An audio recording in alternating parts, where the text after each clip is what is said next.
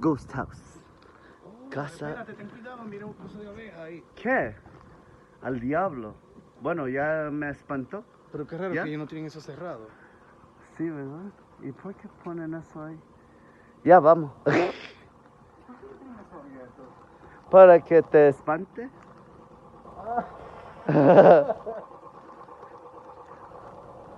En la misma entrada, una colmena de abeja. Oh, sí. Oh, sí. Ah, otra cosa de Buda. Eso era un fogón de después más Tulaika.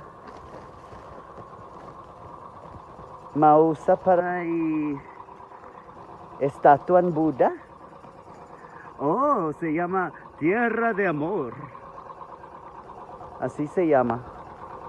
Tierra de Amor.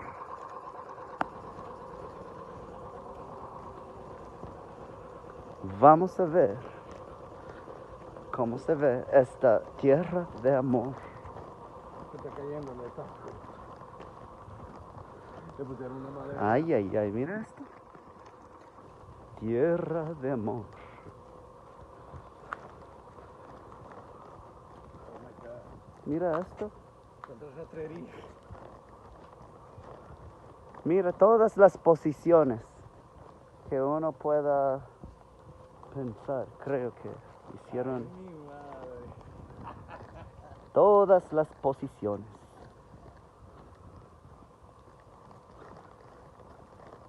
Mira, hay un pene súper grande ahí. Ah, mira esto. Está poseando para la cámara con los dos dedos. Mira esta. Mira, puta. Mira, puta. A que te metan.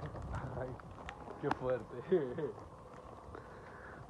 Y hay una chica allá en la parte de atrás, montada en un pene. Y yo creo que ya está.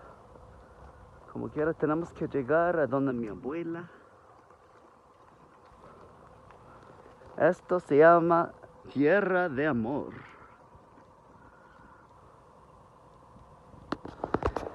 Hasta después.